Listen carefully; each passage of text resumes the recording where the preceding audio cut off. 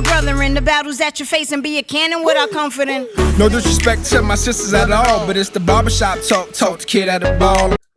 Hi, my name's Darren Johnson, aka DJ Jersey, and the Brothership is a collective of men that seek to share ideas, provoke thought, and discuss subject matters of interest in our forum.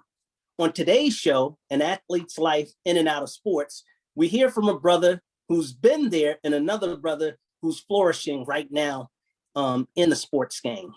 This show is a small representation of how we evolve and teach each other from our experiences. Welcome to the Brothership.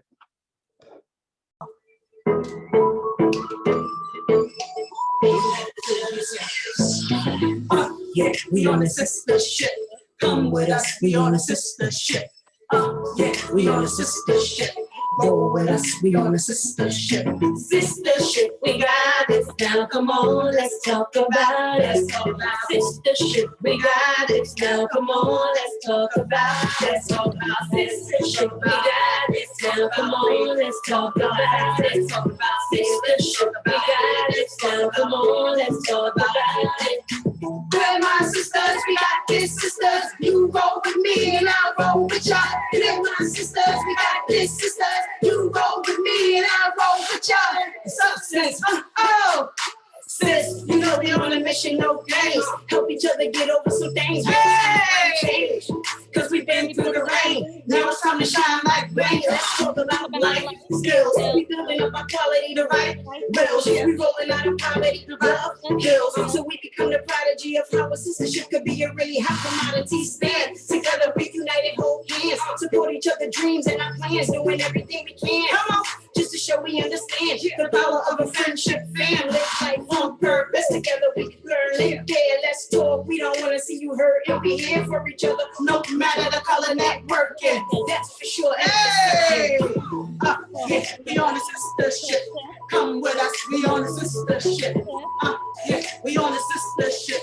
Go with us, we on a sister ship. We're my sisters, we got this, sisters. You roll with me and I roll with y'all. We're my sisters, we got this, sisters. You roll with me and I roll with y'all. Sister ship, we got it now. Come on, let's talk about it. Let's talk about sister ship. We got this now. Come on, let's talk about it. Let's talk about sister ship. We got this now. Come on, let's talk about it. Let's talk about sister ship. We got this now. Come on, let's talk about it. We on a sister We ship. on a sister ship. Sapphire, it's all yours. Hello, everybody. Happy day. So, and for everybody out there, this is going to be an exciting show because this is our part 2 of last month. Last month, we talked on Super Bowl Sunday to our ladies in the sports area. And we're not talking of the actual players. We're talking about the ladies behind the scenes or beside the players. Today, we actually have them here. But guess who's with us today? The players are here today. So excited. My name is Sistahship. I am your queen of bling. This is the Sistahship. And we are here to speak to Christian Izien. Just correct me if I'm wrong. And James Mungro from retired from the Indianapolis Colts. Christian is here. He actually is playing for Rutgers University. The Scarlet Knights, is that correct? Scarlet Knight. So we are excited to have them on board today. Very excited. So with that said, I'm going to introduce the rest of our team here or our panel. So we'll go around the room here. Michelle, you want to kind of introduce yourself? The mama of Christian. My name is Michelle Matthews, and yes, Christian Izien is my son. And I'm just here today just to give my little insight into what, I have to offer as a football mom. Awesome. We are so happy to have you back today. Very excited. We had such a great time the last time on the show, so we're actually glad to have you back here with Christian. We are going to introduce our hosts as well. First and foremost, our girl who's always behind the scenes, helping us out, get us out on the internet, Tiffany Cobling from the Sistahship. Tiffany, how you doing? just here to learn because, like I said, Super Bowl Friday on Super Bowl, I don't know nothing about the sport. And who won Super Bowl? You know who won Super Bowl, Tiffany. You know. Tom Brady. No, but wait. I voted for the other team, but see, I voted for the other team because Miss Hillary was with us last time, and Miss Hillary told me that I had to go for the other team, and she made me lose. So I'm gonna blame that on her. I'm blaming it on Miss Hillary. Yep. Just let y'all know. So as you can tell, some of us are not well versed in football, but that's okay because we got the experts on the panel. So I'm very glad about that because, you know, some of us are definitely not that well versed. Next, coming down the line, our favorite Jane, our queenager, Miss Spicy. Hey, Miss Jane, Spicy, how are you? Oh, well, I'm hoping in the future we're going to have some talks about maybe helping Tiffany learn about football. I don't know. We'll see. Tiffany's going to be taking notes today. Yeah, we'll see what happens in the future. Thank you all for coming. This is always an inspiring. The shows are always inspiring. The guests are wonderful. I think everybody enjoys the formats that we're putting out there, and I'm grateful for that. So thank you all for listening in, and please be sure to subscribe when you do hear our shows. So that's important. Thank you. Definitely subscribe to YouTube, the Sistahship Talk Show Radio. Please subscribe on YouTube, y'all. Yeah. Going on here, Miss Sherry. She is Lady Wisdom. How are you tonight? I'm blessed. I'm blessed to be here. I thank you all for coming out again with us and sharing a little bit of yourselves with us and those that are listening. So I'm going to sit back and see what I can get and see how I could, you know. That's what makes you so wise, Sherry. That's what makes you so wise. And get my questions ready for you guys. And since y'all took the breaks off. Yeah, I'm going to try to be really nice about it. So we want to know the real deal, but let's get through some of these introductions, and then we're going to really get into the real deal of life in and out of sports.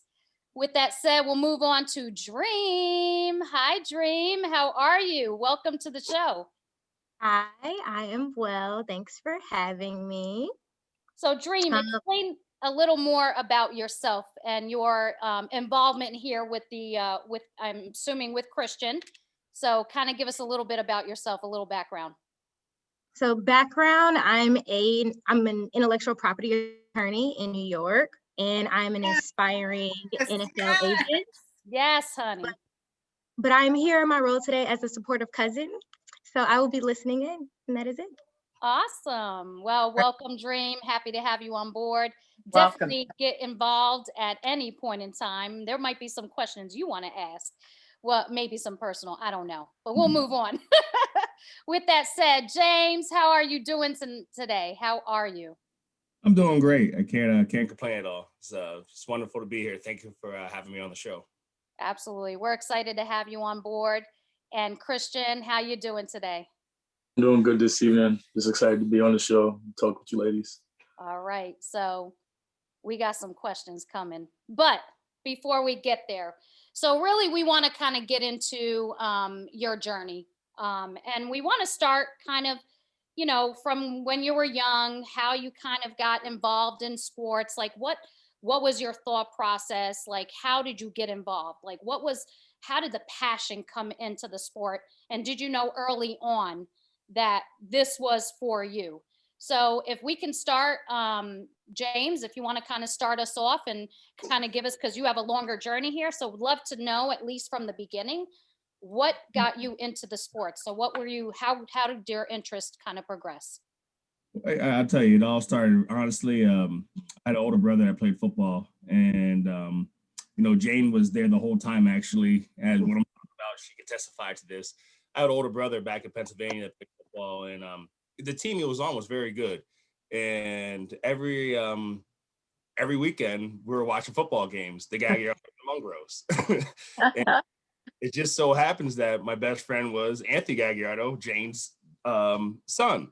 And we started playing ball at 8 years old, junior peewees, and we played all the way up until high school together. And that type of friendship of having and playing together taught me so much, and it taught a lot of my other friends a lot too. I mean, playing as a team, and so that was pretty much looking back at it. I knew I could play football. I just didn't know how far it could take me. And at that age, at 8 years old, I was pretty good. Well, the first year I played, I was an offensive guard. Okay, so if anybody knows what that is, offensive guard is big guys that are blocking. A blocker.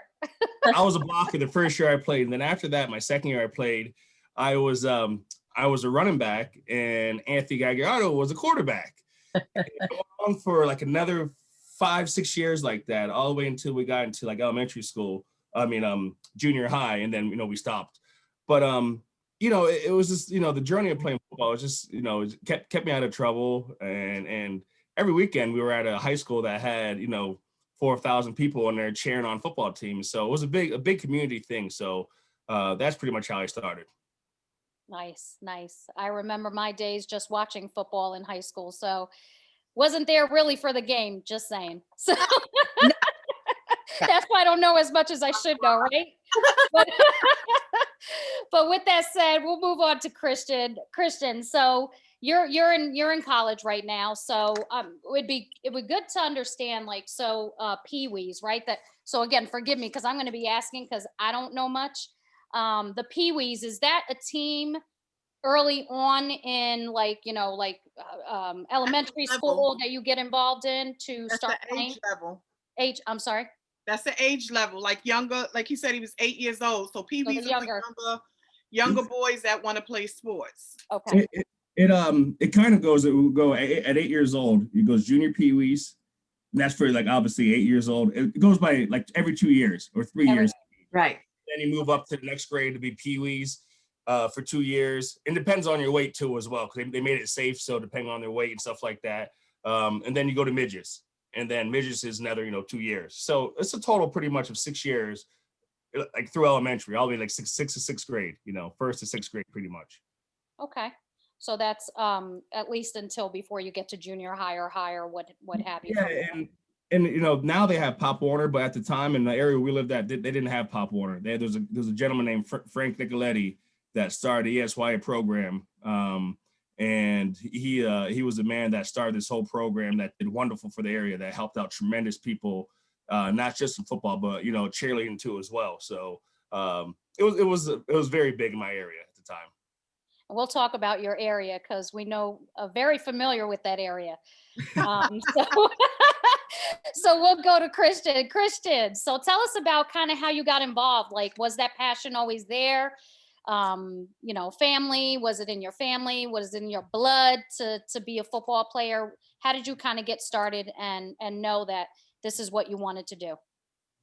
Yeah, so similar to James, like you said, just having family in the sport already, growing up as a kid, just being around the sport the whole time.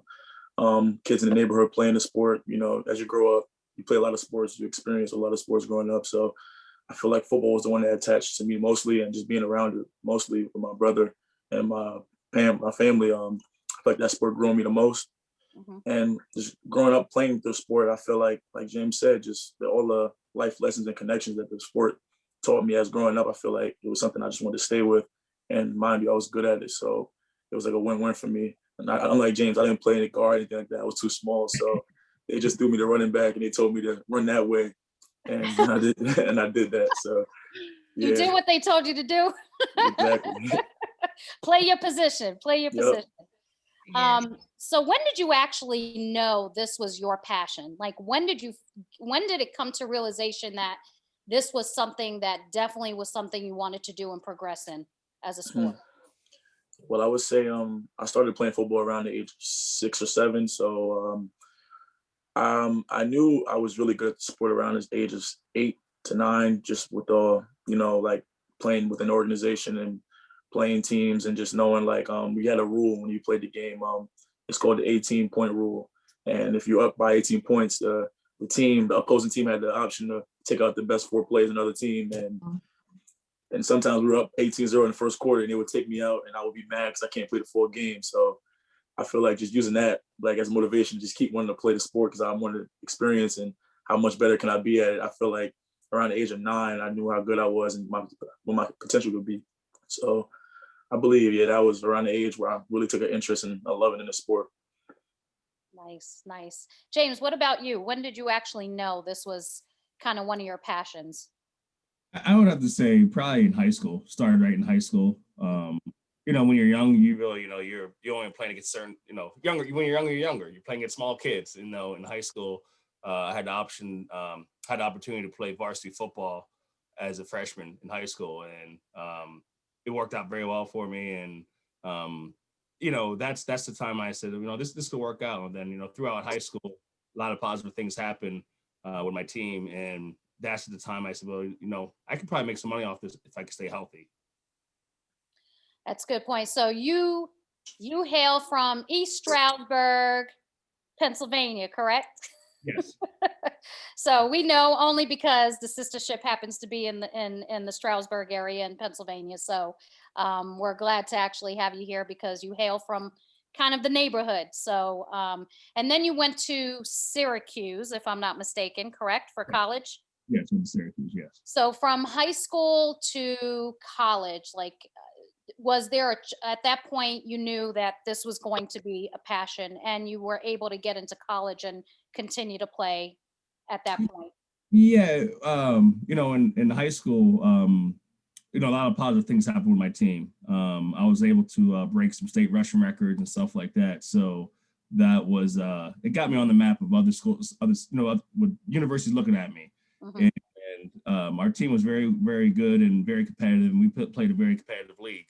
And by playing competitive teams and breaking records with my teammates, positive things happened. So it wasn't really like I didn't have to go chase no coaches all the universities came to my high school, on East Broad Street, right down there, and spoke to me, my coaches at times. Sometimes we would have 4, 5, 6 coaches from different universities around the country at practices. So it was good exposure for myself and good exposure for my teammates too, because other kids on the team was getting looked at by colleges because universities were trying to pick me up. So. Right. So explain the whole how you pretty much you like you said, there was coaches coming from all different universities based on how you're playing, based on your performance, things of that nature. So what are the things they normally look at, and how does that whole process work? Because then you have to kind of decide at some point where you're going. So how are those relationships kind of built? Is it through your own coach in high school? Like, how does that whole process work? Well, in my situation, what really motivated me to get me to where I had to get to is from the area where I was at. We had a lot of good athletes, and I don't want to get off track. A lot of good athletes, and for some reason, and Mr. Gaggard could testify to this. All the good athletes we had, they were really good, but nobody really went to college, and you never heard about them afterwards. And Right. it was kind of like, wow, what's going on? And then what opened my eyes the best was my own brother.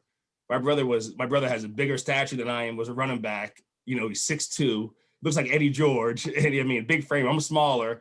He had all the gifts and all the ability, and he would have been so successful, but he never went to college. Mm. That bothered me a lot. And I am a first generation scholar student, graduate. So I'm very proud of that. But at the time, that's what really motivated me. And I said to myself, if I'm going to break all these records and do all this stuff in high school, I'm not going to be known as a person that had all this ability and was that able to, accomplish it, get to college because of grades. That's what holds most people back. And, people in my town and myself, was committed, and I took some classes for SATs and stuff like that. And I said to myself, there's no way I'm going to be held back because of academics. Mm. And that pushed me the most. I wanted to and prove people from Monroe County that I was not no dumb African American. I'm an African American that worked very hard to get to where Right. I do have a name now. Well, Christian, you can have that question could be posed to you too, because you're actually on a collegiate level now. Right, right. So were you Yeah. scouted by Rutgers? So initially, well, I had a little bit more of a journey than James. I actually attended 3 high schools in my 4 years of high school, starting with my first one in Queens, St. Francis Prep. High school that I chose just out of the decision between many different other Catholic high schools in the area that I felt that was best for my athletic and academic career. But I went there, I played, I wasn't moved up to varsity. I had the opportunity, but I didn't do that. I decided to play on the JV level just to get my feet wet. And I dominated that division for my freshman and sophomore year of high school, breaking the school records and all that stuff. And unlike James, I didn't play against the best competition in the state. So my name wasn't buzzing as all the other people was around the neighborhood. But I knew who I was, and people around me knew who I was as an athlete. So my junior year, I decided to take on new challenges and moved to New Jersey, where I went to school. And I went to school not too far from me, Strasburg, actually, in Sparta, New Jersey. Yeah, I know. Yeah, I went to school at Pope John over there, and All right. I stayed out there with a family. Great school, great education, great people there, and I played a year there. I did great. Made first team, all state, all city, all that stuff. Did all my accolades, and it just wasn't somewhere I felt that was fit for me best, and I was homesick, I want to say, a little bit.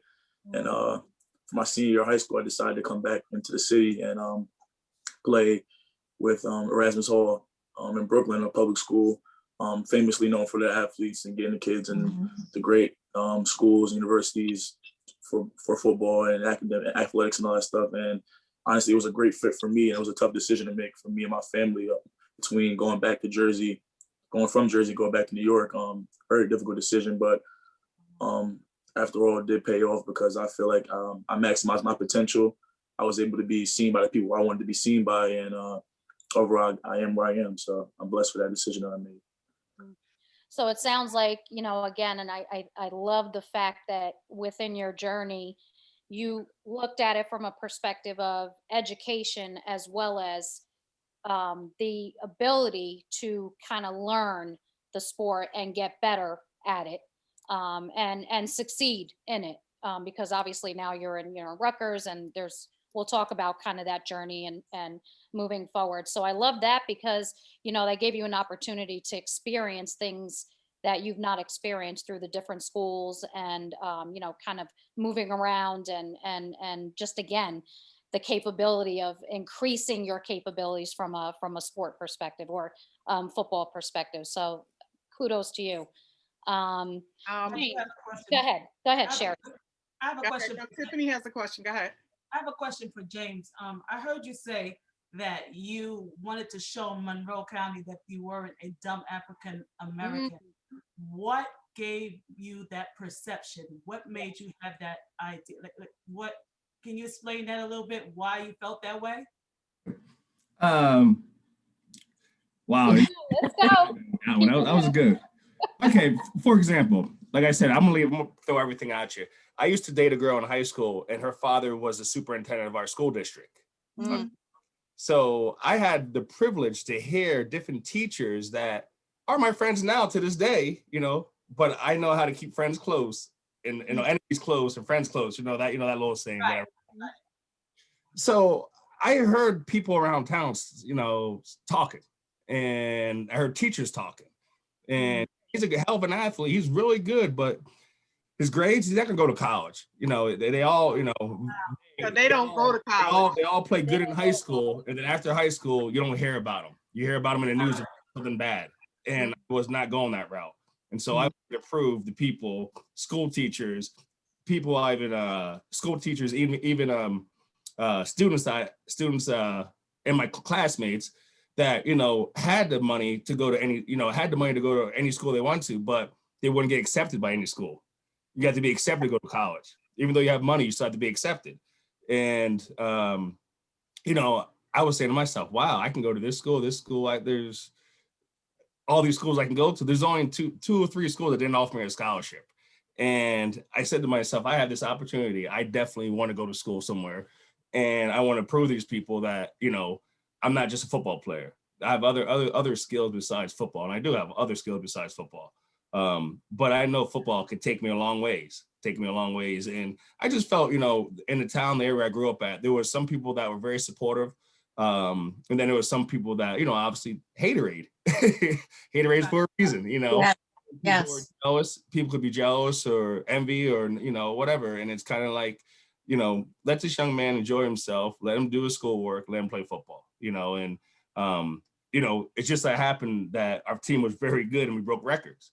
And so like people came to us. It wasn't like I had to go look for, university. They came right to East Stroudsburg. And to add to that, I know exactly what James was speaking of. I believe the saying, and I could tell you, we were up at Wawa, my husband and I, and someone made a comment to my husband about James. And he said to my husband, he's a good athlete. He's the typical, high school hero, lifetime zero.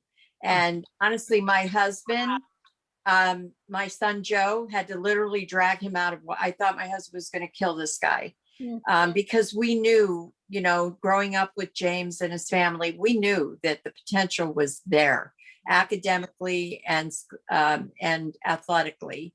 And his family built a great foundation for him, and we knew he had it all. He had it all. And to hear someone make that comment, you're right, James. A lot of jealousy, and you know what I'm talking about. But what it did was actually, it was a stepping stone. Yeah. Yeah. It made you step up.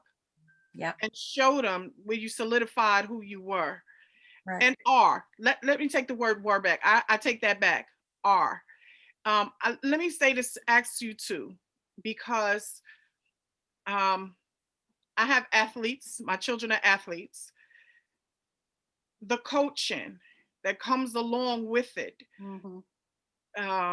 Did you find, or do you find, because you still collegiate, Christian and James, did you find, because y'all are playing two different time frames. So where things was happening for James in one way, it's definitely not too far-fetched for you, Christian, but I'm sure you have experienced some similar things. Do you find that you guys were, they kind of like wanted to push you through because you was athletes, because they needed to make sure you play, versus you sit on the sideline if you didn't didn't have good grades, or you were struggling somewhere? Did they make sure that you had a tutor? Did they make sure that, like your grades were up to par? Did they push you academically, or do they push you academically to make sure that you meet what it is necessary to get you to where you're going? Were they helping you shoot at that target and get the aim? Like, are they doing that for you, Christian, now? And did they do that for you, James? Did you find that? Because I'm in East Stroudsburg, and I can tell you all about it, but my journey wasn't necessarily football, but I knew we were in a football town. So it makes a difference when you're in a football town and what they allow you to do and what they don't have a problem with you doing, as long as you making them look good, which is something that James had said. Being a football town, they didn't care whether you were smart or not. They just really wanted you to show your athletic ability to get them the wins. So I know I went all the way around, but can you guys answer that for me? Christian, why don't you, can you get quickly, Christian, because you are currently in college, kind of give us your experience. What are your experiences now with that? Yeah, well, I went to starting high school. I went to Catholic high school. So I'm not too sure if anybody's familiar with the Catholic high school academic program, but the way it is, a lot of high schools, like public school would be 65% grade point average. That would be failing. And the two Catholic schools I went to for 3 years, the failing was 75%. So that challenge alone, just knowing that, always kept me on edge and just kept me on point with my grades. I knew, like, the Catholic schools, they thought different than public schools. They didn't care how good of an athlete you were. They wanted to see you do well in school, and they wanted to see you get the grades that you were required to get. And if that was benching you because you didn't, then you just got benched because you didn't. So transferring back into the city, there was a difference actually in the grading scale between public school and Catholic school. And it was easier transition for me just to be able to have that, not like relief of getting to 65 and just going on, but knowing that the work shouldn't be as hard as it was in the past because I've been through hardest work I had to do. So just knowing that I had that extra motivation, that 75 average to keep up and maintain, it just pushed me through further just to keep me on point with all my work. So I commend all the schools that I've been through, and I pledge my journey to now in college where I see 75 as failing. So I don't aim for 75s. I don't aim for 80s because that's bothering me. So I aim for everything above that just to stay on point for where I was in high school. That's like my mentality. So so let me ask, because I'm just trying to understand. So for the coaches, so is there an expected grade point average or grade level that you need to be, or else they're going to bench you or anything of that nature? Like any This is collegiate you're talking about, right? Collegiate, correct. Yeah, so collegiate athletes they're supposed to maintain above a 2.3 average, grade point average. And it sounds like it's like the bare minimum, but what a lot of people don't understand is athletes take less classes than normal typical students take. So it is easier to fail more classes and have a lower grade point average than it is for normal students. But being a student athlete, it may seem time consuming, but they apply us with the highest tutors. They give us, maybe sometimes we first start in college, 4 to 5 tutors a week. You have to do, I think, between 8 to 10 study hall hours a week. And that's just sitting in the room doing your work in front of somebody watching you just to make sure you're doing it. So, and then as well as you progress out, which is your grade point average, like 3.0, you're able to get less time and eventually grade your way out of study hall, which I've done. So just having that firm establishment, just knowing that they're doing everything as possible for you to be the best student athlete you could be, it sets you up for the older you get inside the program, where you know that your work is just as important as your game. So yeah. I'll tell you, your mom, last show we had, she made sure it was very clear that education was important. So I, again, big ups to Mom Michelle as well. And obviously for yourself to challenge yourself to ensure that you do also focus on your academics as well as obviously the athletics. James, kind of turn it over to you now. So this is a good question that I'm going to answer, because I'm going to disclose something that a lot of people don't know. Well, very few don't. I mean, there's hardly nobody really knows except for 3 or 4 people. So talk about education. I was in high school. I was doing very well in football. Grades were decent, but I had a problem with the SATs. Now I say my grades were decent, I'm saying I'm passing my classes in high school. Okay, this is like before, freshman year in high school, I would say. I've always had difficulty reading and doing work. I hate work. I hate schoolwork. But I'm very good on the field. So I had a young lady took me underneath her wing and did some kind of research to figure out what the issue is. Her name was Ann Forgy from Stroudsburg, Pennsylvania. She took me underneath her wing. She she went to Penn State, gonna get her doctorate, and then she stopped doing it, and she ended up being a principal for the school district of Stroudsburg, I think. But the story I want to say is that she took me underneath her wing, and I ended up getting diagnosed with a learning disability in school. Nobody ever thought about testing me for a learning disability except for this lady. Said, something, this stuff. It just takes you extra time to do the stuff. Right. What got me over the hump. I know I'm not a dumb person. I just knew that under pressure, reading something or doing a test, I would be sweating bullets. I never sweat bullets when I had a football in my hand or catching a football, but in a test situation in the room with a time test, I was sweating bullets. So I got diagnosed with a learning disability my junior year in high school. At that time, before that, I had a very tough time with SATs. I was not finishing them at all. I just was not getting close to finishing them. I told the people what was going on, and they diagnosed me that I did need more time. It was completely night and day then. Completely night and day. Just a little bit more time on SATs. Now, because they diagnosed me with this learning disability that I completely have, that's legit, my SAT scores went up 400 extra points. It was unbelievable. And, from there, with having that learning disability in college, I had people helping me with certain things and stuff like that. When I say help me, pretty much it was just untimed tests. I just had no time limit on tests. And I became pretty successful with an untimed, without that diagnosis, I don't know where I would be at. And my parents, unfortunately, my parents didn't, we didn't know anything about learning disabilities, like, that type of stuff. That wasn't talked about or anything like that. So, as a kid, like I never told none of my friends in high school that I had a learning disability. I was in regular classes like everybody else. It's just, when I took a test, people would leave, but I still would sit there and finish it, But, with being like, a star athlete in the area and having that diagnosed at the time, I felt really kind of down on myself. Like, what's wrong with me? Like, how can I have this problem and be so good in this sport? And reality is, that's probably the best thing that ever happened to me of having a learning disability, because it got me to where I needed to be at. And it taught me, you don't have to give up. Where there's a will, there's a way. Where there's a will, there's a way in life. And I'm not disappointed of having this disability. I don't feel down on myself. It is what it is. And that's why I wanted to bring it up, because a lot of kids and a lot of parents may have that with their child. And listen, it's nothing to feel ashamed of. Get those kids help. Get them help.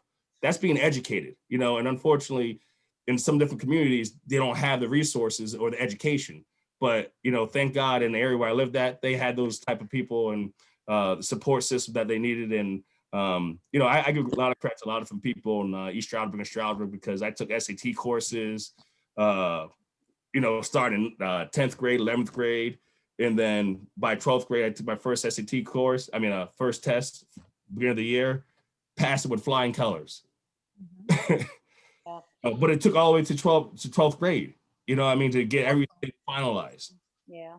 James, I want to say, James, that I can relate to you there. It may not be football, but I can so relate, because as a child, with tests, I awful, even now with tests, you can put me in a room. If you told me it was a test, I would panic.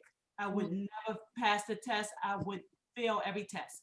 If you then took me out and never told me that it was a test, I would pass it, because I have a phobia for tests. So even now I am studying for my real estate, and He freaks out.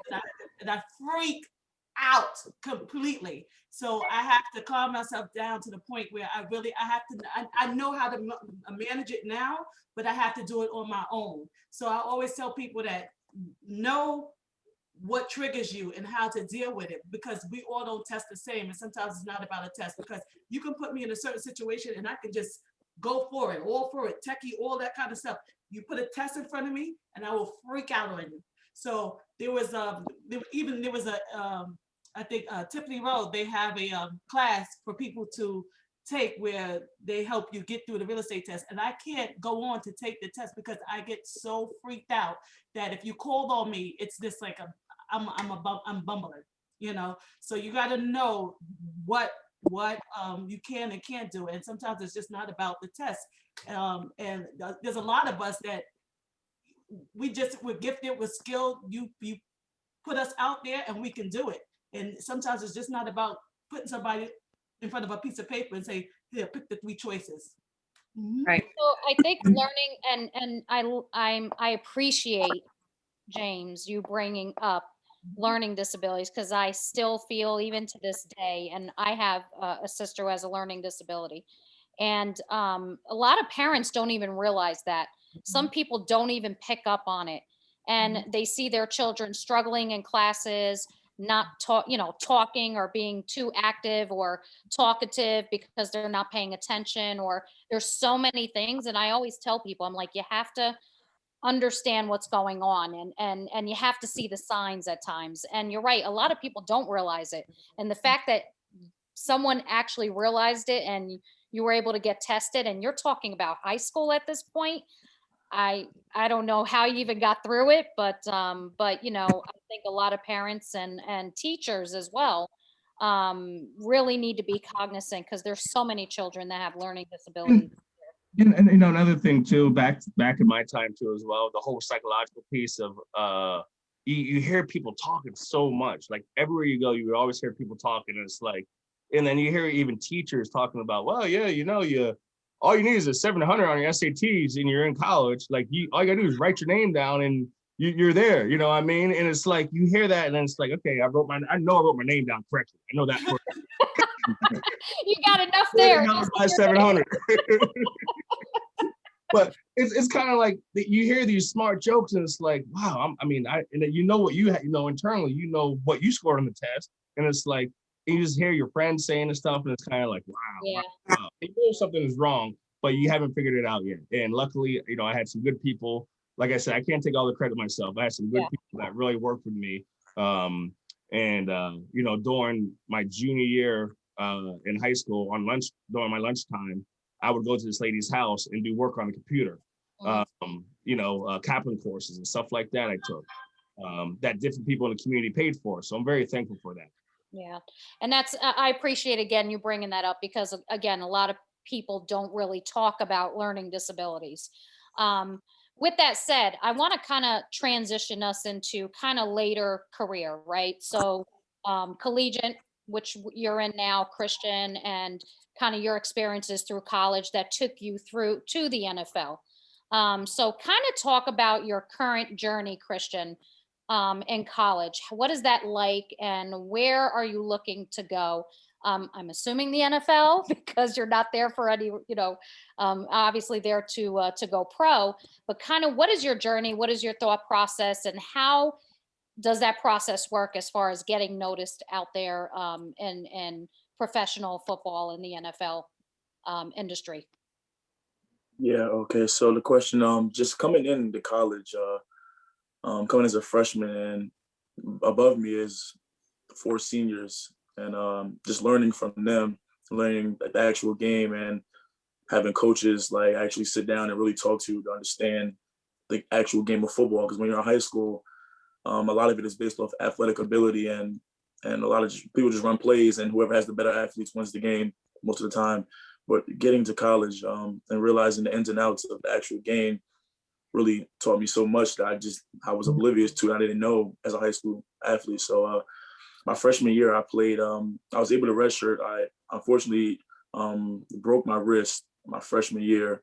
Right, I want to say 2 weeks before the first game of the season. Wow. Or I was actually going to play. So I did end up playing 4 games. I played special teams. I had a big glove cast on my wrist, and I got my feet wet in my first 4 games of college, and it was pretty decent. You know, the change of the speed of the game is different, so it was a big transition for me. But it felt good to get in the game. My sophomore year, which is my redshirt freshman year now, 2 years ago that passed, I was actually able to start, and I split reps my first 5 games, and then later on the next 7 games, I was able to just start full time with no rotation, and that was a big transition for me, because in high school I didn't play defense. I didn't really play defense up to my senior year, which is what I got recruited as to Rutgers and other schools. When I got to Rutgers, I played defense full time, and it was a big transition for me, and just in the sport in general. I finished off my sophomore redshirt freshman year with 75 tackles, and just able to get my feet wet. Like I said, again, just able to grow more into the game. So now this past year, with the whole COVID situation, it was a lot for me and my team. A new coaching staff change, just going through winter workouts. Like a year ago from today, we were in winter workouts, and I want to say today would have been our last workout. And we got sent home, and we didn't know when we were coming back. And just the journey of being on like Zoom and WebEx and doing lifting in my bedroom, or sometimes on my balcony with weights, dumbbells, just being on conference calls with my coaches and just having meetings like we are now. It was very unorthodox for me, and I feel like it leaped in my learning. I just took a little dip in my learning, but I felt like it wasn't as engaging. But ultimately, we end up having a season later on this past year around November. We played 8 games. I ended the season with 65 tackles, 4 interceptions, and I got honors from the Big Ten And I feel like I grew as a player. And I feel like this year that set me up for what I am ultimately trying to do is reach the NFL. And just going through the whole 3 years that just passed, I realized how much I've learned, not only as an athlete, but as a student of the game, and learning from so much from different coaches. I've had over I had 4 different coaches in 3 years. So just learning from so many different men. The game is a simple game, but it's very complex at the same time. So just having the ability to be coachable, and that's the most important part, I feel like, for a lot of student athletes who want to be college students or be college athletes. Just as much as your ability takes you far, your ability to be coachable is like the most important part for a student athlete, and to be able to absorb knowledge from your coaches and your peers. I feel like that has brought me so far and where I am today. I've heard that before. Actually, I have a couple friends who used to be coaches. One actually that coached at Stroudsburg University. He's actually now in Maryland for the Terrapins.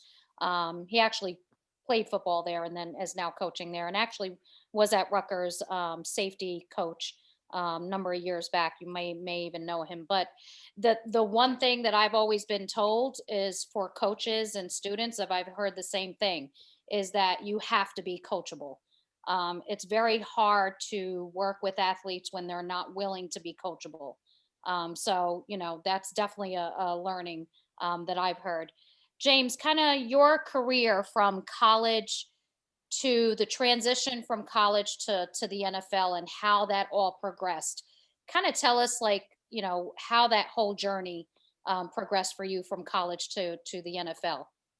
Well, in college, I was here at Syracuse. Things were going very well. We won 3 Big East championships when I was here at Syracuse, and that's the Big East, not ACC, Big East. So college was very well, but it was a journey in college, and it was football wise, everything was always good. And to my credit, I think it was my sophomore year, I was on academic honor roll. I was on academic honor roll, and that made me feel really good because the semester before I didn't have a good semester. So, the whole journey and everything with coaches and everything, I had a lot of the same coaches. My running back coach is the same running back coach all 5 years in college here at Syracuse.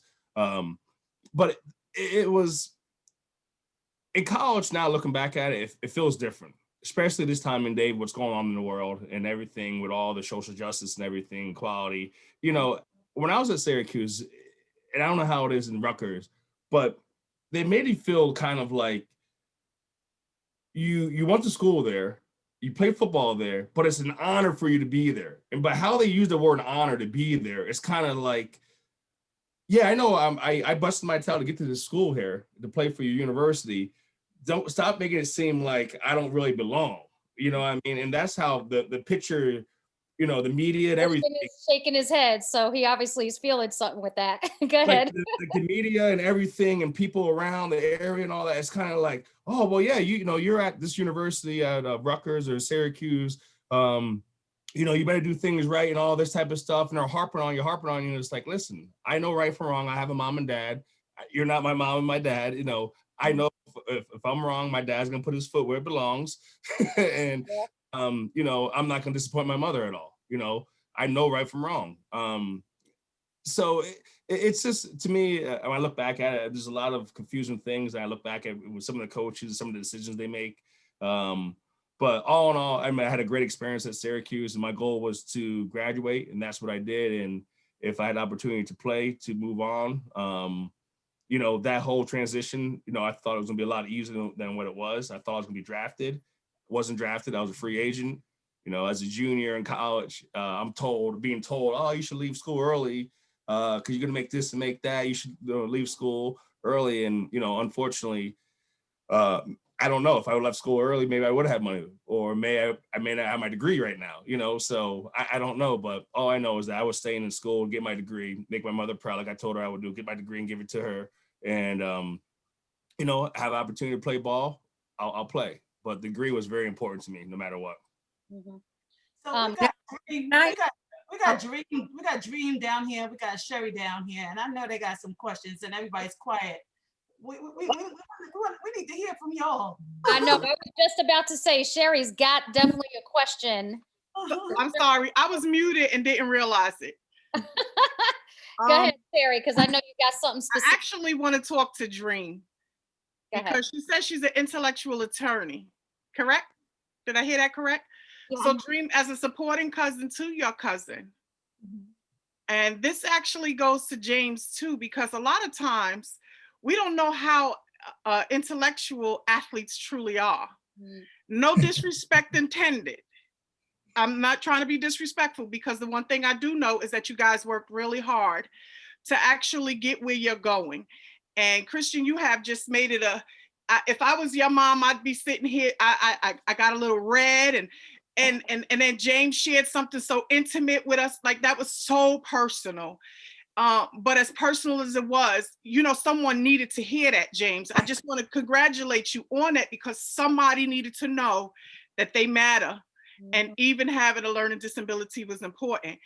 And Christian, I tip my hat to you as well for pushing yourself to be the better you. But I'm going to go back to Dream, because as an intellectual attorney, does that mean that you are a contract attorney? So I'm an intellectual property attorney. A property attorney. Intellectual property. So it's about but yes, I am a contract attorney. I do contracts and in different spaces, M&A, cap markets, finance, but it's about protecting someone's brand. So. Well, Christian is a brand, correct? Correct.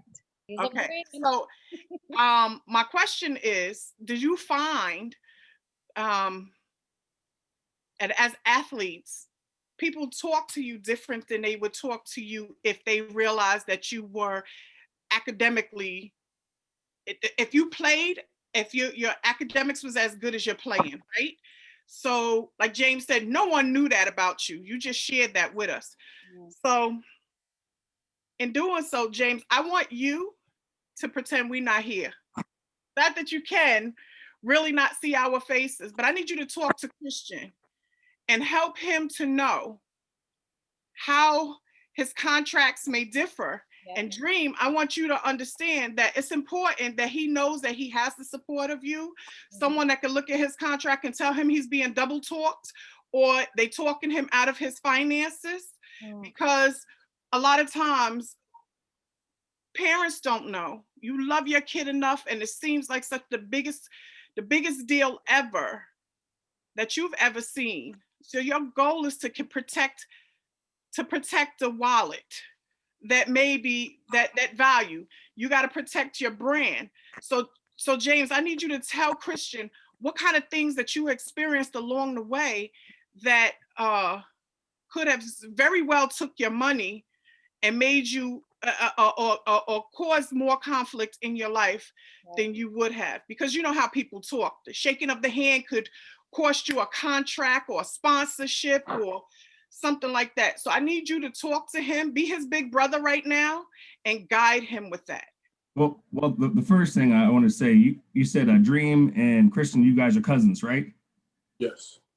That's perfect right there. Hey, you have someone, obviously you have a great relationship. You know what I'm saying? So the connection of having your family involved in it could be backfire or it could be helpful. In this situation, it looks like it's very helpful for yourself.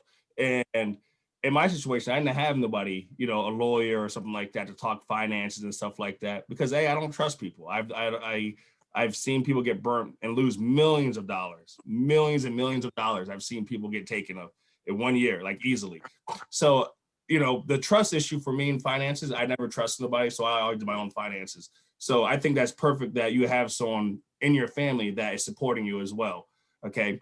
Now, the thing I want to tell you, Christian, is, college is one thing, get your degree. Okay. That's first and foremost, get your degree. After that, everything it takes care of itself. It really does. You play your sport, you get your agent, you play your sport, and you be smart about it, be thankful about it. But there's going to be a lot of people that's going to be reaching, and if you're able to make it that far, there's going to be a lot of people reaching and trying to your pockets. And no disrespect, I don't know your family at all, but I know you got cousins.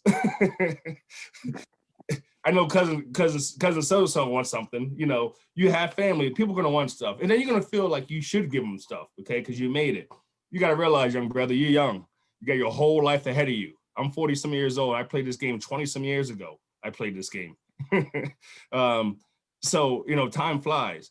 But long you have a good supporting cast with you, and don't let outsiders come in and try to split up your supporting cast that's been there from day one, things will work out for you, and be smart about it. And Shirley, I just want to say one last thing with Shirley. Jerry. Met a lot of dumb athletes. Okay, so. Oh, no. I know there are, but I didn't want to infringe that I was saying that about either of you. Yeah. I was Yeah, just. I mean, when you said that, oh my gosh. I mean, I've been around so much different things of people that are, you know, high profile people that have done silly, dumb stuff. Like, you know, because you have money, you go out in the cornfields and shoot your gun off, you know, AK-47 off, you know, for no reason. And it's like, why'd you do that? Now there's cops over there by your house. So why'd you do that? Like, it's just like silliness. But, you know, back to the original question. What was the original question? I'm getting off track. It was just basically talk to Christian, teach your younger self, because Christian is technically a younger Black male that is out here trying to, you know, he's working his way. He's not trying because he's striving. He's working this. He's going to get where he's going. Mm-hmm. Just sometimes, okay, so here's the difficult questions. Let me make the difficult questions come. Go ahead, Sherry. You know, Shirley, I got one for you. I got one that can help Christian out. Okay, so I get into the league. I'm an undrafted free agent rookie. I thought I was going to be drafted. I thought I would sign my name on a dotted line and have millions of dollars in my bank account the next day. That shit did not happen that way. Not happen that way. And that after the draft was over, I had I had 5-8 teams calling me and wanted to see if I would like to try out for their team. That blew my mind, because I'm talking to people during the draft. Okay, we're going to draft you the 5th round. We're going to draft 5th round. I wait the 5th round. I don't hear my name. 6th round, don't hear my name. You know, now before you know, the draft is over. I'm in tears. My girlfriend, my wife now, is with me as well at my house in Pennsylvania, in tears, like wondering what the hell is going on. And then all of a sudden, my agent calls me and asks me, these are to choose from. You make a decision and let's talk about it, make a decision. So I looked at the roster, made my decision to go to the Detroit Lions. So I felt I can make Detroit Lions roster. So when I get to Detroit, and this is, you know, I'm leaving college now. I'm in college, my senior year in college. So I leave, you know, around this time to get to go to Detroit for spring mini camp. And I had a very successful mini camp there. I ended up leading the league in rushing yards as a rookie. And then on top of that, the owner, William Ford himself, the GM, Matt, they all came up to me and said, listen, you have made this team. Go find a house, go get a house and everything. You made a team. What type of car you want to get? They told me all this stuff. So I'm just like, wow, okay. The final cut day is Sunday. This is on a Saturday. I'm saying, oh man, you know, I had some veterans come up and talk to me and said, listen, James, you don't need that. You can stay with me. If you make the team, you stay at my house with me. In the meantime, here, I'm going to rent a car, use my old car. I'm like, what do you mean? And now this guy is making millions of dollars and he has a car that he had in college, let me borrow. And he's like, I'm going to get a rental car, and he gets a Corvette. That's being smart. He don't have to showboat and get, you know, all, you know, have all these different toys and stuff like that. He said, listen, because you have money, you don't mean you got to spend it. And luckily the guy who wanted me to live with him, he just built a mansion. He just was the MVP, Oz. He was a wide receiver for the Rams. He was the MVP for the Rams when they played in the Super Bowl, and then he got traded to Detroit. So he's building this big mansion. I have a place to stay. He said, don't worry about nothing. So long story short, I got cut the next day at 12 o'clock. So I would have got me a car and everything else. And, you know, when I drop some money down on something, I'm not even living there. I'm cut. I don't have a team. I don't have a job, you know? So you have to be smart about it. And so I get released from there and I got picked up by Indianapolis. And that was the best thing that ever happened to me. I ended up going to Indianapolis and, you know, becoming friends with the team there. And, you know, and once I got there, I knew I would be there for a little bit because I was a free agent. And then I got it's like a 48-hour period that another team can pick you up. And I got picked up by the Colts. So the Colts have to keep me there at least for 4 weeks. So I know at least I'm gonna make a little bit of money. Now, you know, getting my foot in the door and actually playing, that's a totally different story. I don't know who's on the team. But you know, little things like that. It's like, you know, if you make something like, I don't drive a Mercedes, I don't drive no Porsche. I got a nice little Ford Escape, you know, 2019. That's what you need. Like all the trying to be Big Willie, you know, people making money and stuff like that. You know, they're trying, as much as you're making, they're trying to take as much as back from you. And people know your salary, what you're making. So you're gonna have people there, you know, want to sell you jewelry and all that type of stuff. Don't fall for the gimmicks. You know what I'm saying? And if you do want to if you do like jewelry, you gotta be smart about it. Do some research. You know, the big necklaces that you see all the rappers wearing and the football players wearing, there's a key to this. You could buy one diamond and shave that diamond down. I can make you a necklace and sell it to you for $20,000. It only cost me $2,000 to make. Edgerrin James taught me that, running back, Miami. EJ, he said to me, he said, James, if you're gonna buy some diamonds, you buy a whole diamond, okay? So I did, you know, invest a little bit in some jewelry like that, but I did it the correct way. You just don't go out and just do it right away because you can lose a lot and it'll be a tough learning lesson. So next question. Yep. Yes, you led right to it. I know, I was waiting for her to start. So, question. James, I don't know if you want to, you know, you married right now, but Christian, you find that the same females that were interested in you when you were in high school are the same kind of females that are interested in you now? Let's hear it. I know Mom was gonna come in. Well, I'll tell you this, that because females can take you down too. Yeah. Delilah took Samson down, remember? As my head coach says today, he says, when it comes to football athletes or athletes in general, women are undefeated. So whatever that means, what I think of it as just being a high school athlete and being a good high school athlete where people know who you are from all around the city.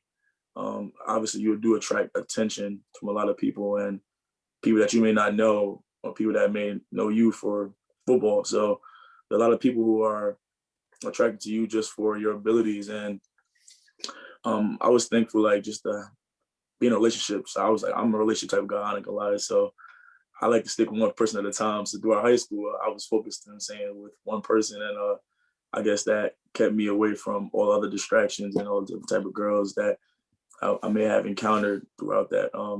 Now, when I got to college, I did experiment, and, you know what I'm saying, early in college, like my freshman year, was just going out, being, you know, social with people. And I did form a lot of relationships and met a lot of people. So I would say, like, what I do is when I go out, everybody knows I'm a football player, but I don't tell them that. I just try to meet people and let them know who I am rather than being an athlete, because people think athletes are jocks and they're assholes and stuff like that, excuse my language. But people prejudge you of who they think you are and not who you are as a person. So when I go to class, I don't wear my football hoodie. I don't wear my football sweater. I go to class, I put on a regular shirt, regular sweater, show up on time, and I sit there and I observe and I interact with people. I don't mention sports. Now, if they ask, hey, what's your social media, and they see that, then they see that.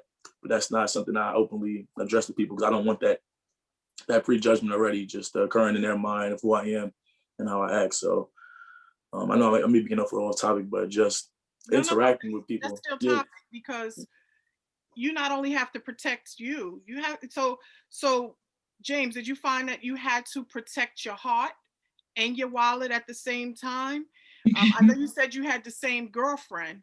Yeah, you gotta be smart. I mean, he's young. He was in a relationship. I don't know. He never said whether he was still in it or not, but he said that he was in a relationship which helped him from distractions, from being distracted. But then I guess what happened was when you got into it, when you first was coming in, it kind of felt good, the attention you was getting. So like you said, you experiment a little, means that you form different relationships with other people that may not have been serious, but you form relationships nonetheless. And so I asked the question to James, because as an NFL player, you find that the caliber of people that come around you is different. But everybody, just not everybody, but most people that do come around you, once you make it to a level that they like to get to, have an angle of why they're trying to get to you. You could have somebody set to take you down.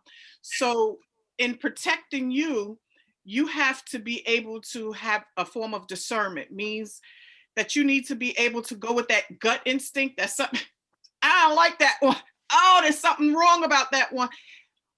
You know, do you find that you felt like you needed to have that, or you feel like you have that now, or you need help with that? That's for you, Christian.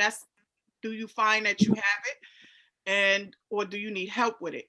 James, did you experience it where people were in your life?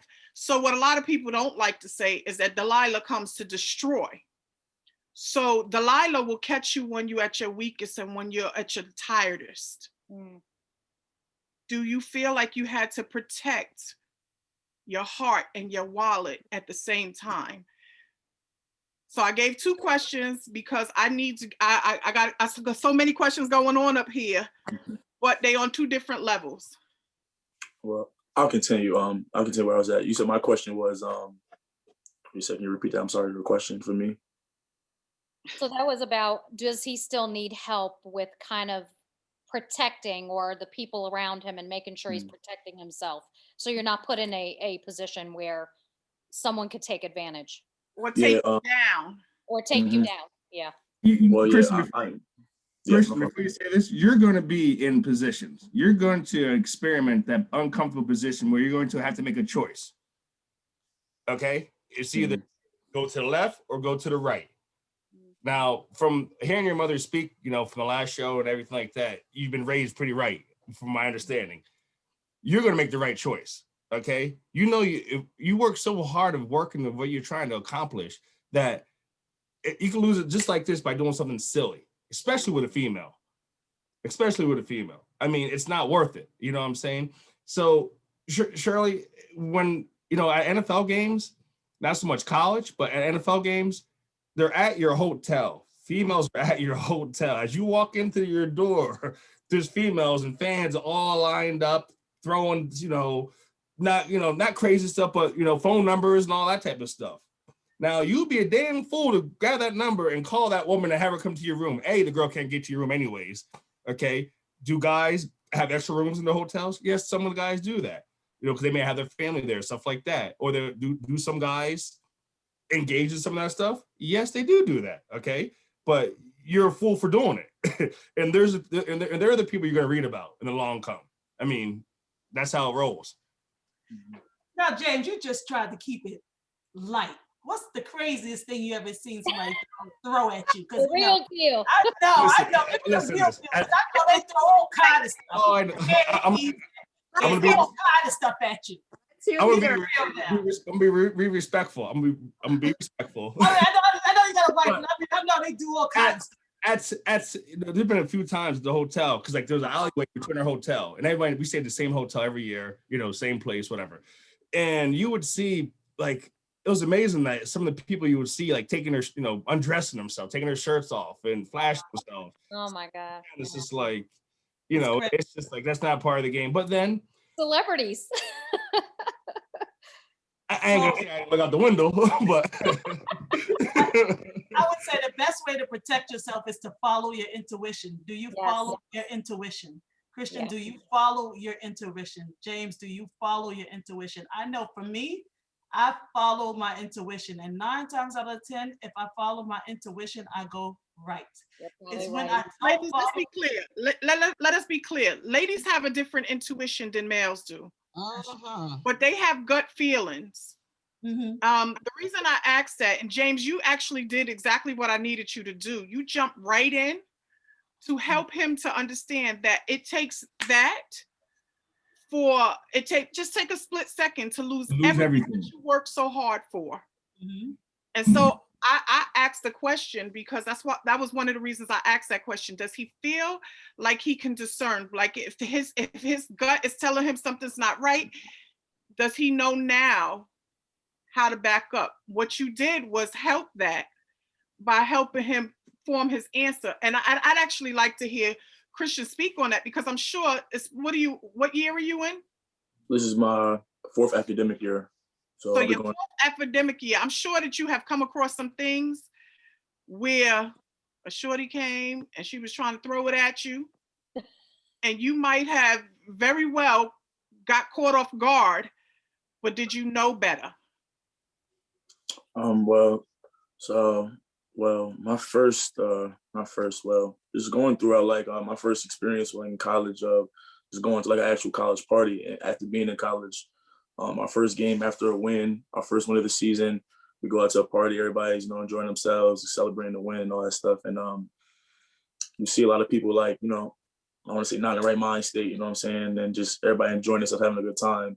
But then you see those people who you can tell are not, you're not going to be remembering this in a few hours from now. So try to stay away from them. And I'm very cognizant of that. Just growing up, like before college, going to places or parties where I know something's not good is going to happen. So I get out of there early, and just being in the right place at the right time is just feeling your surroundings and always being aware of your surroundings. And I'm very knowledgeable of that. Like I know when something's not good. I know when something's not bad. But like, you never know. So I always try to put myself and plan my day out, like put myself at this place at this time, just knowing how to move and when to move. So I can't be perfect all the time, but I try my best to just always situate myself in the right place in the right time to be or not to make a decision I will regret in the future. And yeah, I have had situations where like you know, it's a night, 2 o'clock in the morning, girls contact you, DM you, hey, what you doing, da da da da, and you're just ignoring it. And you going to sleep because you know like that's not something that you want to put yourself in a situation, you want to put yourself in where. You know, they looking for a booty call that can. Yeah, so just knowing. James, you know exactly what I'm saying. That's booty call. Don't be coy about it. You know that's what they call it for. Mama knows too. I'm sitting here laughing because you're trying to be so Christian. I mean, you're right on it. You're right on exactly what you're saying. And I know your mom's there. I'm a little bit older than you, so I'm gonna say.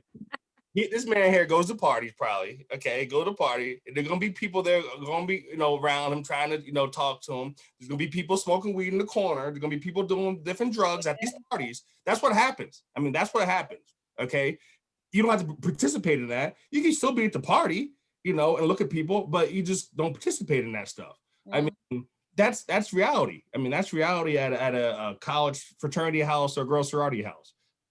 I mean, that's how it is. Did you just know that by knowing it, or that was it experience that taught you your lessons? Well, Sheila, I've never. Oh, you said for James. I'm sorry, that for James. That was for James because he's speaking as if he's experienced. So I'm asking. I've never just by knowing.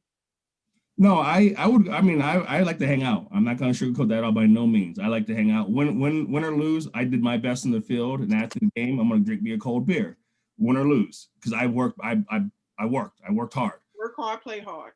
Yes, I leave it on the field, and after the game's over, ain't nothing you can do about it. It's called a 48-hour rule. After 48 hours, after the game's over with that day, the next day at 12 o'clock, it's over with. You know what I mean? The next day, you start your next day for the next week. But no, I'm saying like in college, I've never did no drugs in college, nothing like that at all.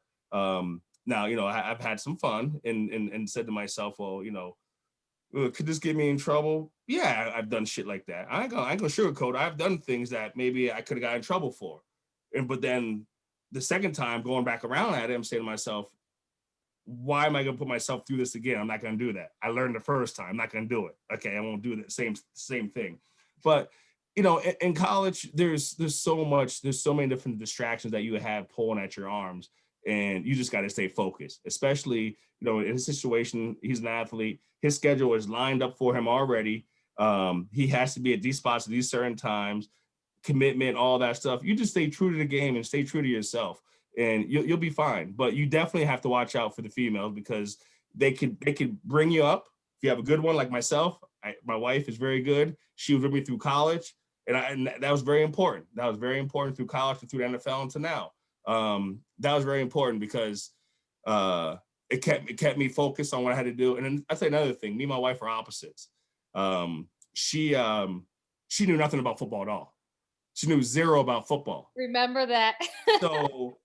It was no pressure of like talking to, you know, a girl that you know were with your whole time, and she knows football, she knows players, more players than you know, you know. So it's like you don't, when a girl can tell you how much these other athletes are making, that's the girl you don't want to be with. Okay, that's the girl you don't want to be with. You want to be with a person that I said to my girlfriend, my wife now. I got in the league. I said to her, you know, baby, let me buy you something nice. I'm gonna buy you a nice car. I'm gonna buy you a Mercedes. Wife didn't want that. She didn't want that. What she wanted was just a car. I said, pick a car out. I can get it for you tomorrow. What do you want to get? She got a used Saturn. Mhm. That's the person you want to be with. She said, burn a hole in that pocket. Saturn. This Saturn here be perfect. I don't need to have. I don't need to be, you know, because the more stuff you do, the more attention you have. And one thing I want to say is that honestly, I don't know how it is, but for yourself, I commend you very much. Social media, okay? There was no social media in my day. That's right. And now will make you or break you. So whatever you say in social media, that is always, the people will always have that, no matter what. Computer, there's always, when something's recorded, the data is always saved on something. So don't do anything silly with a phone. You know, phone pictures, that's for the birds. You're too educated for that. Way too educated to get caught up. Like Draymond Green, that's silly enough what he did a couple of years ago. That's dumb. Who's that? Because I'm sorry, I don't know. Draymond Green, the basketball player that was taking pictures of himself and messed around and took a picture of his private area, and it got nationwide. Like yeah, that's for the birds. I mean, that's just dumb. That's just yeah, when you are kind of like just a regular person on the street and doing that, it's one thing, but when you are in the limelight, totally different situation. Because and everything you do, and everything you do, it magnifies. As a student athlete, you know what I mean? Like you leave a bar and you bump into somebody, you push somebody. They're gonna look at you and try to throw the damn axe at you. Okay. They got cameras. Yeah, exactly. And then you go back to the camera and say, "Oh no, you know they were harassing you the whole time." It shows, you know. So it's just being smart. And if there's trouble, guess what? You don't have to be a tough guy. Walk away from that trouble. You don't need to get yourself into it. You know, even if your buddies are messing around, you're like, "Yo, bro, you stop doing what you're doing, man. Stop messing with these kids. Or stop messing with them. All you're doing is causing more heat for us." Like that. Walk away from that. They're not your friends. And you're old enough now to realize who your friends are and your friends aren't. I know Michelle, so I know she was no joke. So she raised, she raised, I know she raised some good kids. And we haven't seen, like we said before, I haven't seen her in a while. We met in the nail industry, and I've kind of watched Christian. I've never met him, but I've watched him grow up on social media, as well as she's watched my kids grow up on social media. Because with social media these days, I mean, you could literally watch a family grow up on social media and never meet the family. So you do have to be careful at what you put up there. But I do have a question for Dream. I know you're an attorney, so you don't want to give out a whole bunch of tips, but what would you say to young people who are branding? What kind of tips would you give them in terms of protecting their brand, in terms of you're going to be protecting your cousin, and people are going to be coming to you? How do they come to you, or how do they get started with someone like you to help them protect their brand? So I primarily work with companies right now. So individuals will be something new for me. However, I think first it's just, deciding what you want your brand to be, and how you want to be portrayed. It's, I think that, if it's, I know some schools have restrictions on things that you can't do, like you can't do like cigarettes or alcohol, and, you can't get involved in that. But I think it's really just one deciding, like, what do you want to be? Do you want to be known as, like, I saw this one guy that my friend represents, he's his agent, but the guy is always, he has like 2 dogs, right? So he gets a lot of marketing deals with like these outfits that they send him outfits and they pay him for it. And it's like he has matching outfits with his dogs. He also gets, a lot of, pet food deals and things like that, which is interesting, but he's branded as, the dog guy. So I think it's just deciding what you want to be branded as, what you want your brand to be. And then from there, it's more so like what I do is just, like say it's like a right of publicity thing, right? Like say, now they can't do it, but eventually when, I think eventually like these companies maybe paying these players to like, use their names in video games or, what is it? Like what's that game where they dance? What is it, like Fortnite or like things like whatever, like they'll be paying these athletes to be using their, their name, their image, whether it be like their jersey where you like know it's them, like they're paying them. Yeah. They'll be paying them to use that. So it's more so like, just branding yourself, making sure that you're not out here doing anything crazy to where you're not marketable. And if you have certain people who like the Kawhi Leonard issue, right?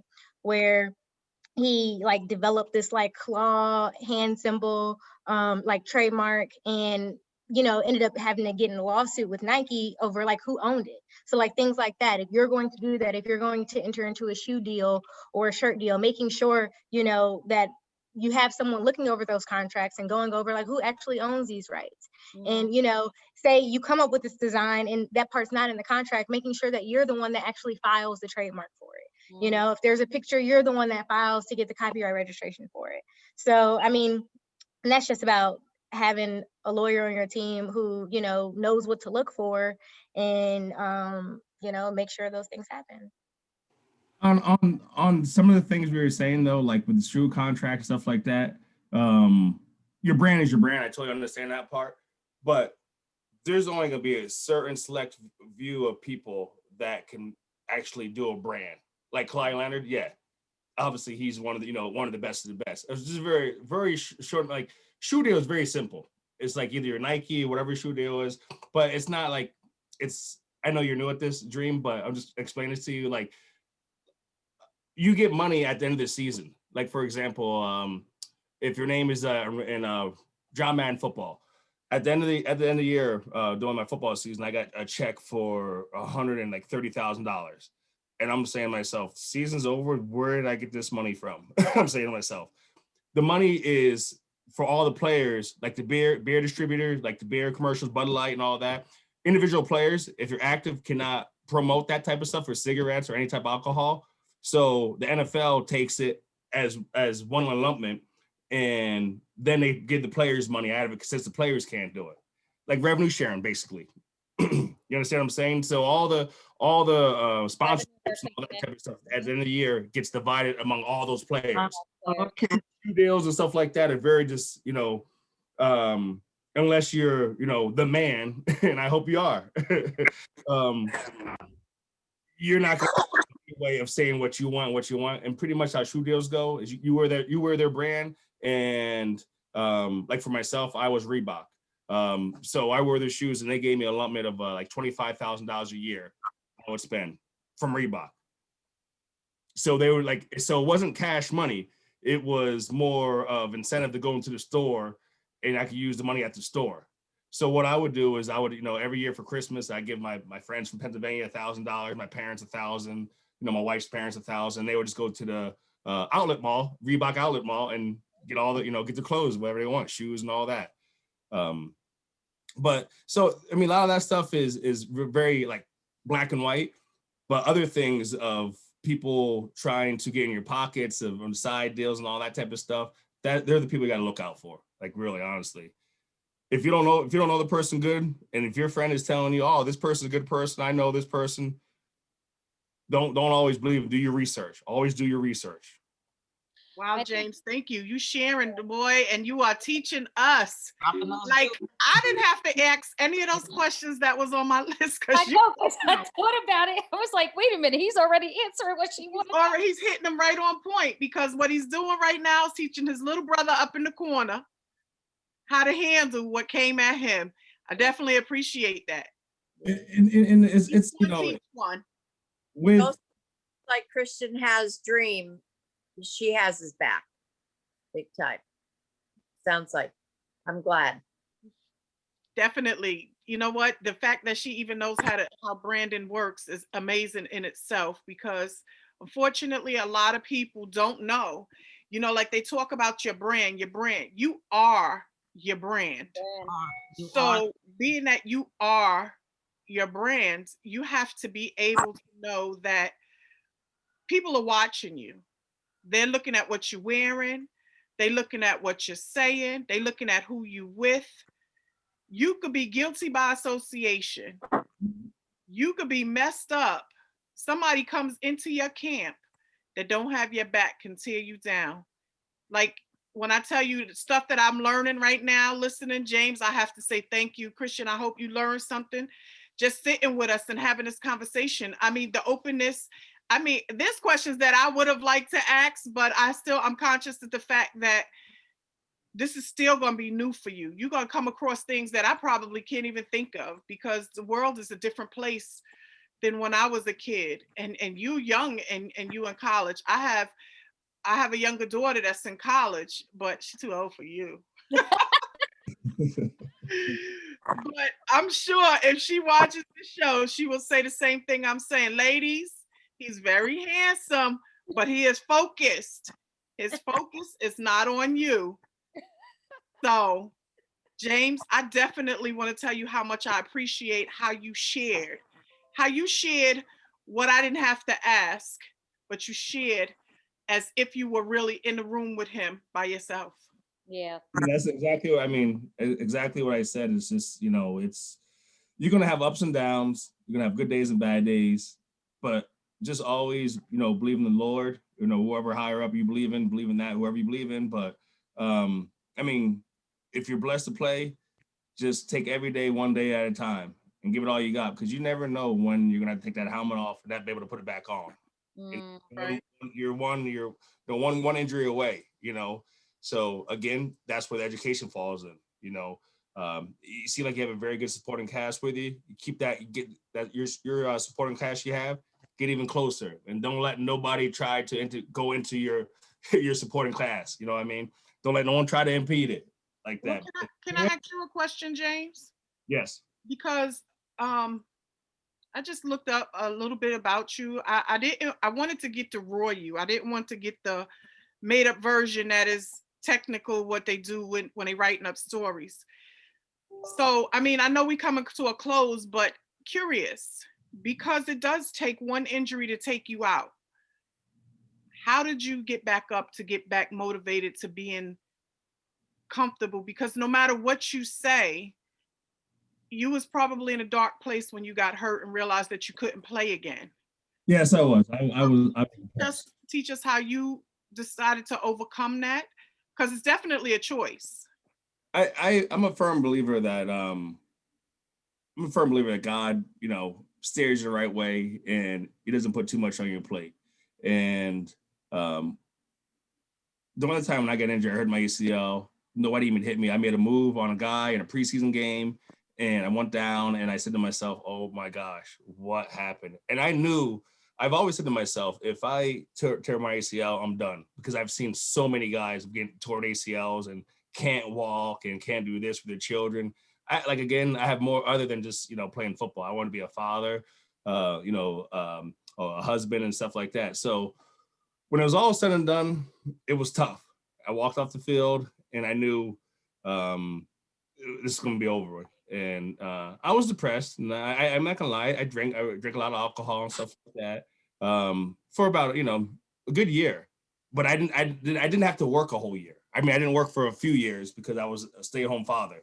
But by having my wife and having my child that was a infant at the time, that helped me a lot by having that type of support. And you know, having a female, my wife, and she was great. And she understood where I was coming from, but it's hard to swallow and saying it's over with.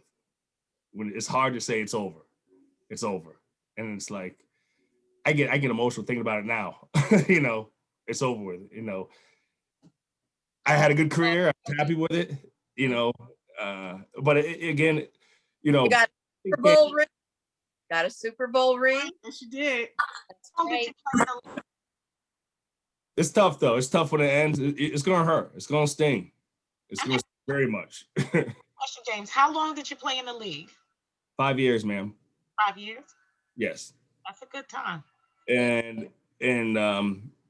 I didn't want to say this earlier, but I almost had some beef with Tiff earlier because she's talking about Tom Brady. Tom Brady done cost me 2 Super Bowl rings. Okay, we got one, so I'm grateful for the one. But you know, Tom was a competitor. Tom was a competitor, and you know, Tom. I was in three AFC championships to go to Super Bowl, and two of the times I was on the losing side, and one of the time I was on the winning side. My last year, so it all worked out. Walked out last year with a ring, so that was a good thing. Hillside got me in trouble again. And she ain't even on today's show because I don't know nothing about this football stuff. And I'm over here getting in beef with James over Hillside. I got issues here. I got issues. Christian, so talk about kind of your aspirations. Obviously, football and getting into the league is obviously one aspect. Well, what are your other aspirations? What are you thinking about doing outside of football? Because the career of football is short-lived, right? So what are your thoughts? What is it that you would like to do and part of your aspirations outside of football? Yeah, so just having football, just having it in your corner and following like your career path or whatever your major is. My major in college is information technology, informatics. Okay. So like just computers and stuff like that, coding and all that stuff. And I'm interested in that. Like I like playing video games and I feel like I want to get into that field. But as you venture through like all like the career paths that football allows you to get the connections with, because like playing football already sets you up with the 1% of people in the world that have like the ability to just give you a job in whatever field that you graduate in. So just building those connections throughout my career after playing football, I know that would help me. But I'm really interested in entrepreneurship. Where I live is like I live in Rockaway. A lot of people don't know Rockaway by the beach, but I don't feel like Rockaway has enough like just like things that attract people to come there, and things that I feel like they should have, such as like more restaurants or more activities and just things like that. So definitely entrepreneurship, and not sure exactly what type of entrepreneurship just yet, but definitely some type of entrepreneurship where I can do something productive inside my community and just be a leader in that community. So yeah. That is commendable. And I'll tell you why. At this day and age, even with COVID, as we know, it's been a struggle for a lot of people. So I'm an entrepreneur and work a full-time job. So, you know, I think it's a blessing when you're trying to give to your community, because sometimes we lose sight of that.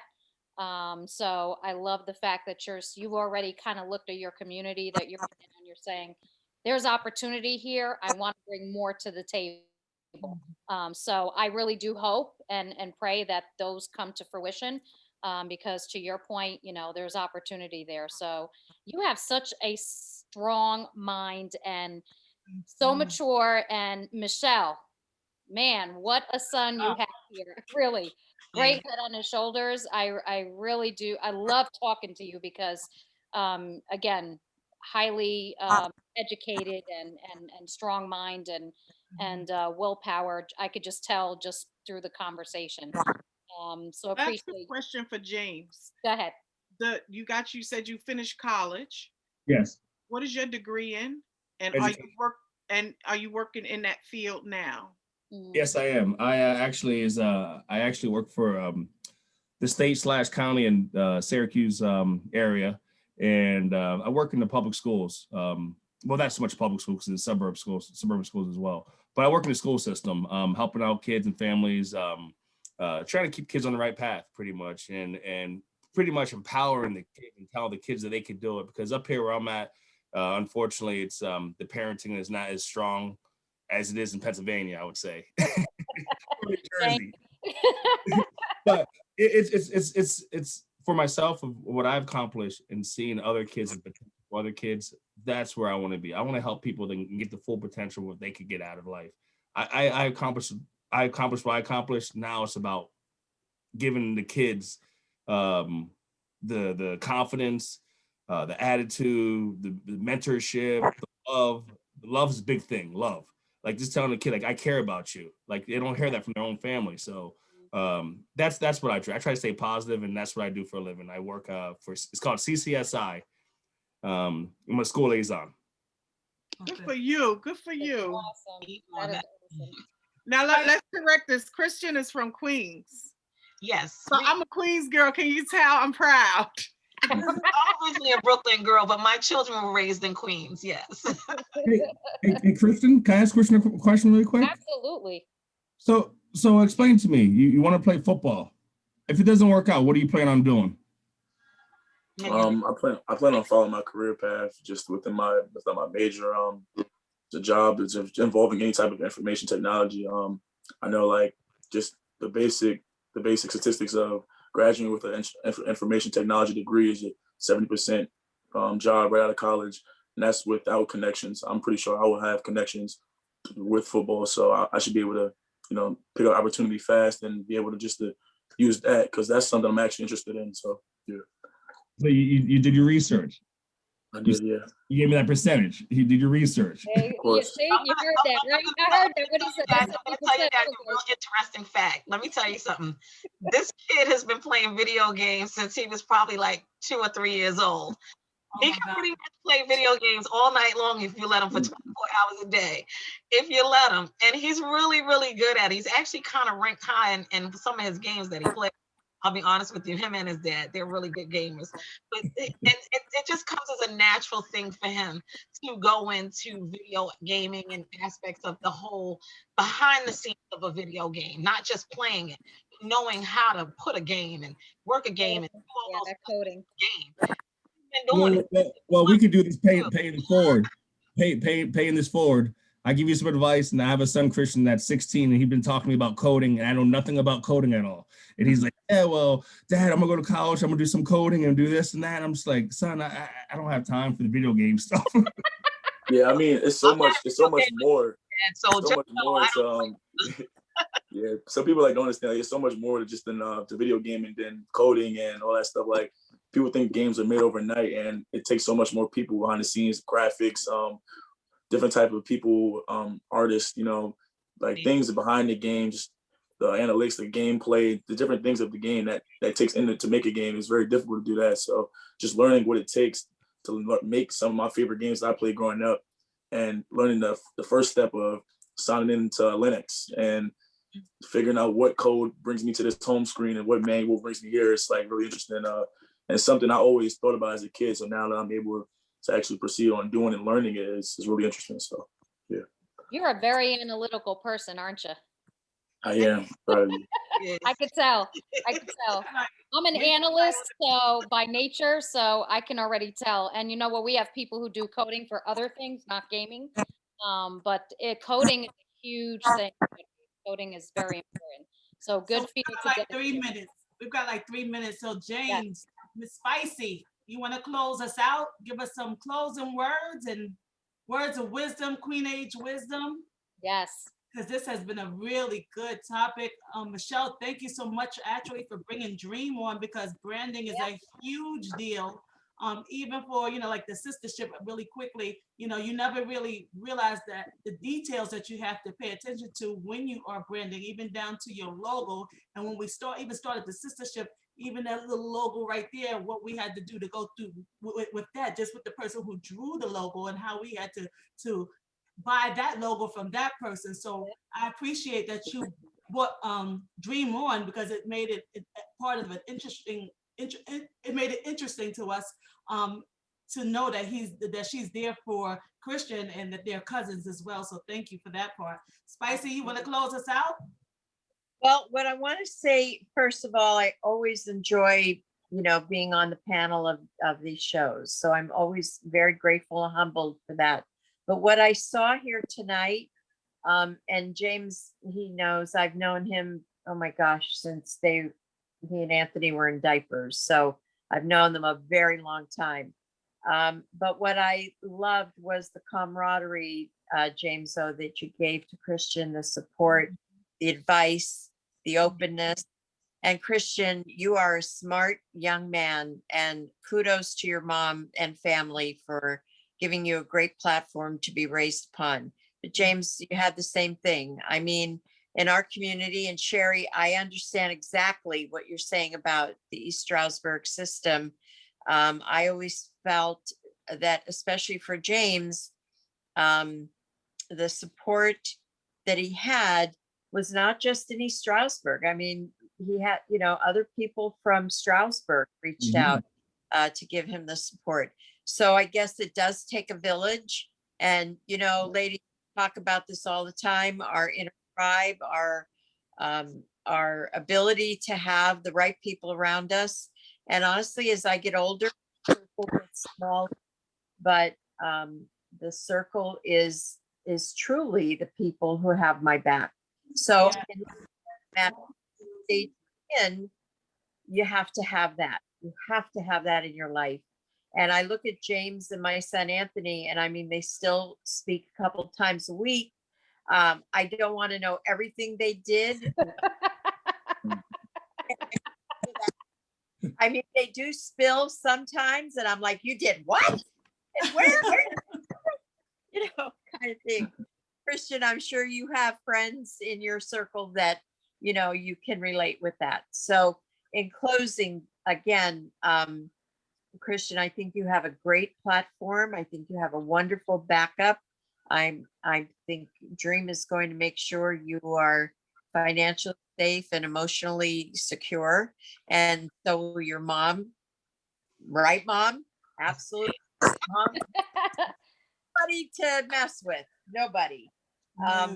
But in my lifetime, I've been lucky enough to have people in my life like the Mungros and all the other the Conforties and all of them who have just made my life full, along with God. So with that said, I just, again, thank you so much, fellas, for coming on, adding the close to a wonderful first show that we had.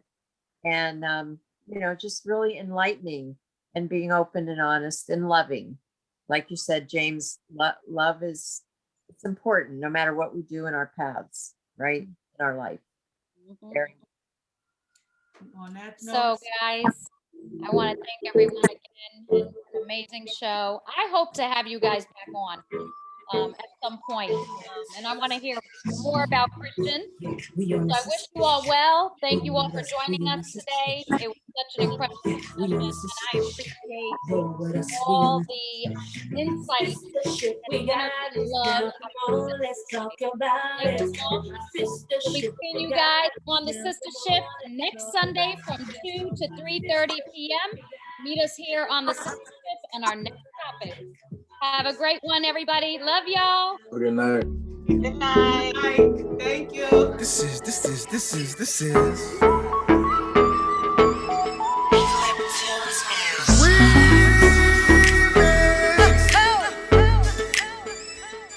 Ho! It's Rich. Sistahship, we got this on a brothership united. Where my fellas at? Sistahship, we got this on a brothership united. Where my fellas at? Sistahship, we got this on a brothership united. Sistahship, we got this on a brothership united. I need a place where I can talk about some other shit. Get Jews for some other men. I'm looking for a brothership. Okay. I need a place where I can talk about some other shit. Get Jews for some other men. I'm looking for a brothership. It's substance, Bro, you know we on a mission, let's roll. Yeah. Hop up on the Sistahship show, teach us everything you know. Come on, so we help each other grow. That's how our communities blow.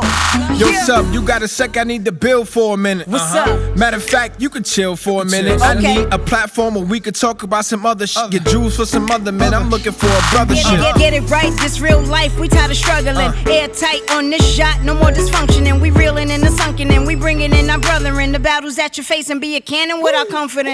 No disrespect to my sisters at all, but it's the barbershop talk. Talk to kid at the ball, I'm talking waves. And just a little hustle to get paid. And just a little game to get laid. And the importance of my credit, stock and hip hop education, now I'm better. Listen, I need a place where I can talk about some other shit. The Jews for some other men, I'm looking for a brothership. Hey, let's go. Hey, we on a brother ship. Come with us, we on a brother ship. Yeah, we on a brother ship. Roll with us, we on a brother ship. Sistership, we got this on a brothership united. Sistership, we got this on a brothership united. Sistership, we got this on a brothership united. Sistership, we got this on a brothership united. I need a place where I can talk about some other shit. Get jewels for some other men, I'm looking for a brothership. I need a place where I can talk about some other shit. Get jewels for some other men, I'm looking for a brothership.